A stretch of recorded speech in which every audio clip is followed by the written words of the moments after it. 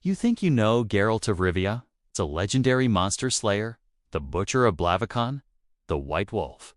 Well, get ready, because behind that silver sword and gruff voice lies a man with secrets the Witcher games barely scratched the surface of.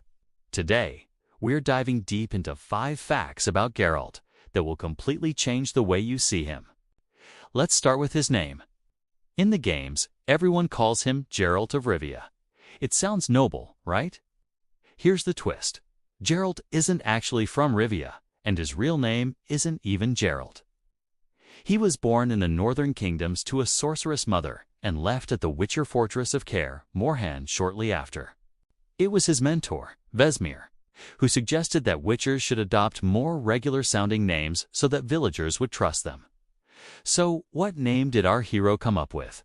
Geralt, Roger, Eric Duot, Bellegarde. Seriously, you can imagine Vesemir's reaction. The other Witchers vetoed it for being way too ridiculous and over the top. So, he settled on the simpler Geralt of Rivia. The best part? Later in life, Queen Meve of Lyria and Rivia actually knighted him, officially making his made-up name real. Talk about faking it till you make it. Next up, let's talk about what makes Geralt so special, even among other Witchers. We all know the Trial of the Grasses is a brutal, often fatal, series of mutations that turns boys into Witchers. Most don't survive.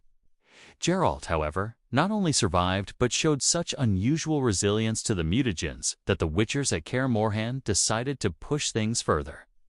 They subjected him to extra experimental mutations. These additional trials are what gave him his iconic pale skin, stark white hair, and even sharper senses than any of his Witcher brethren.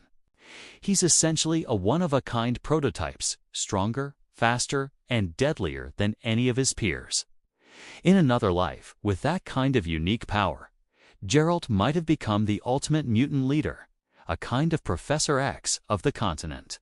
Now, everyone who's played The Witcher 3 knows about Geralt's powerful fatherly bond with Ciri. It's the heart of the story. But what the games don't fully show is that Geralt had these paternal instincts long before destiny threw Ciri into his life. In Andrzej Sapkowski's original books, Halt often found himself taking in stray orphans he found in war-torn villages, lost children, and even young squires who had nowhere else to go. He would teach them crucial survival skills or protect them on the path until they could find a safe home. This reveals that his softer, protective nature wasn't just reserved for Ciri.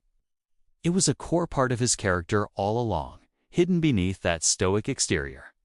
So, what does a man who fights griffins and vampires for a living actually fear? You might think it's some terrifying, world-ending monster, but despite facing down drowners, wyverns, and even higher vampires, Geralt's biggest fear has nothing to do with claws or fangs.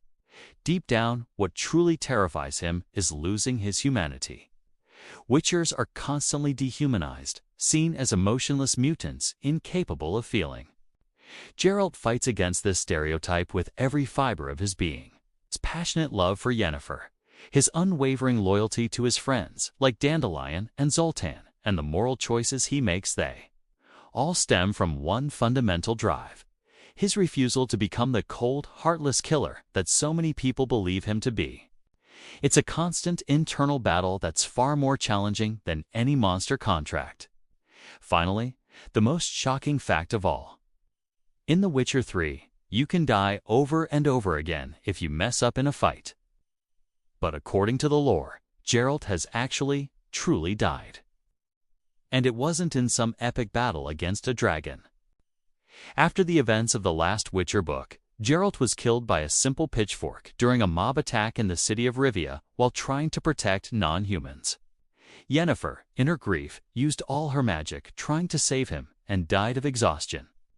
So how is he even around for the games? Both were resurrected by Ciri, who used her incredible power to transport their bodies to another world, the Isle of Avallac'h, to heal. That's how Geralt survives long enough to star in the video games at all. He literally cheated death thanks to his adopted daughter. So, the next time you boot up The Witcher and swing Geralt's silver sword, Remember the man behind the legend. A man shaped by risky experiments, a made-up name, deep-seated fears, and even death itself. He's so much more than just a monster slayer.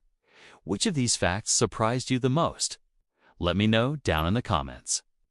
And if you enjoyed uncovering these secrets, don't forget to hit that like button and subscribe for more hidden gaming lore.